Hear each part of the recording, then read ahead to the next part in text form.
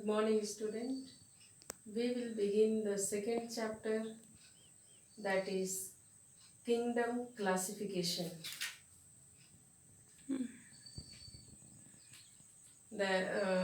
How to study the things in easier way. Kingdom Classification. So different organisms were put in one group according to their common characteristic. So it became easier for the studies. Now we'll see that how to define classification. First, the grouping of things on the basis of certain characteristics is called classification. Grouping of things, I said, that is on the basis of their classification, on the basis of their characteristics is known as classification. But similarly, different kinds of organism can be classified on the basis of their certain characteristics. Common characteristics are put together, that is biological classification. Different kinds of organism put in one group on the basis of their common characteristics is known as biological classification. The branch of biology which deals with the classification of an organism is known as taxonomy. Advantages of the classification. We should know the advantages of classification. First, classification helps us to identify the different organisms and place them in particular groups. It helps us to study the organism more easily and systematically. Next, it highlights the relationship between different organisms. And so on, there are so many advantages. You learn few. Next, system of classification.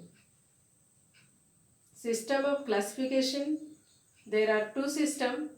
First is artificial system and second is natural system. Artificial system based on group like size, body structure, lifespan, etc. And this is known as artificial classification. Like mango tree and pine tree were put together, but there are very many differences which is not matching in between two. And also like flying animals, birds, insects and bats were put together, but there are so many differences which cannot put in similar group. Like birds are vertebrates, insects are invertebrates, bat is mammal, and so that it is not matching to put in one group. Aristotle Aristotle, a Greek philosopher, was the first person to classify animals. He classified them on simple artificial character that could be seen, like whether they lay eggs or give birth to babies, or having wings to fly or legs to walk. And this also was criticized because they are not having many common characteristics. Theophrastus was the first person to classify plants on the basis of their size. And next is natural system. In this system, classification was based on external structure, internal structure, growth, development, reproduction, and life processes. Modern biologists compare structures even at the molecular level. Living organisms are enormous in number and greatly differ in their characters. The main differences are in the size, shape, structure, metabolism, and life cycle. So to better understanding living organism being classified into two different groups, that is Plantae and Animalia, given by Carolus Linnaeus in 1758. But still these classifications were having enough criticism, and later on it is divided further. But first we will see about the two kingdom system, Plantae and Animalia. Plantae and Animalia.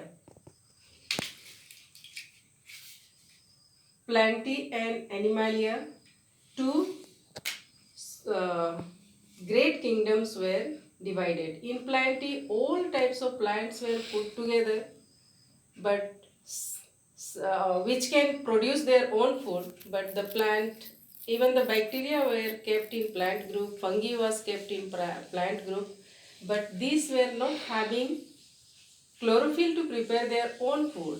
So again there were some drawbacks in this classification. Animalia, in these all kinds of animals were put together. Invertebrate, those who are having backbone, those who are not having backbone, and all together it was put. So these also were having enough shortcomings. And later on, these two kingdoms were divided into 5 classification kingdom, and that was given by R.H. Whitaker. The name of the scientist is R.H. Whitaker, who gave the 5 kingdom classification. First Monera, second Protista, third Fungi, fourth Plantae, and fifth Animalia. So, and these groups were based on 3 criteria: cell structure, body structure, mode of nutrition. So these 5 groups were basically based on 3 criteria, that is cell structure, body structure, and mode of nutrition. So first we will see about the kingdom Monera. Kingdom Monera includes all prokaryotic organisms that do not contain a well-defined nucleus. Prokaryotic. Word prokaryotic means they are not having well-defined nucleus. Any cell is having the well-defined nucleus, like here you can see, which contain the chromosome, the hereditary character, which contain the hereditary characters.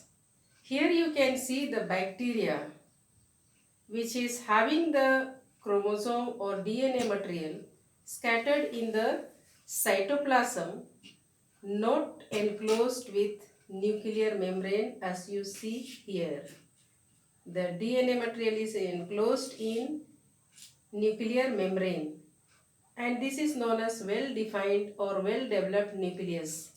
But here the bacterial cell is not having the nucleus membrane to enclose the DNA material, and that's why it is known as prokaryotic cells. So prokaryotic cells means the organism which are not having well-defined nucleus. Their cells are microscopic. They do not have all components of cells. Their cells have a rigid outer covering called the cell wall. So the structure shows here cell wall. In bacteria you can see the capsule, which is the covering of the cell. Now, so next is bacteria are found in 4 different shapes. Before that I would like to say that bacteria are found everywhere, in air, water, soil, etc. And they are having the 4 different shapes. And first is cocci. Cocci means, and that singular is coccus. These bacteria are spherical or oval shaped or roundish, we can say. They occur either single cells, monococcus, in group 2, that is Diplococcus, in long chains, that is Streptococcus, or in bunches, Staphylococcus. Example include Streptococcus pneumoniae. Streptococcus pneumoniae causes bacterial pneumonia in humans. Please try to uh, read it. Next is bacilli or singular bacillus. These are rod-shaped bacteria without flagella. Rod-shaped, like stick. They may occur as single cell or in chains. Example of bacilli are Lactobacillus, Bacillus, Pseudomonas, Escherichia coli is an example of rod-shaped bacterium which lives in the intestine of human. Spirilla next. These are spiral shaped and exist only as single cells. Some example of spirilla are Treponema and Campylactobacter.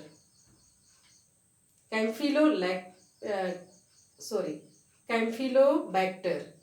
Some of them make the soil rich. Vibrios. These are short curved or coma-shaped bacteria. For example, Vibrio cholerae, which is the cause of cholera in human. Dear students, here I conclude my lesson. Please listen and try to learn how to read. Thank you.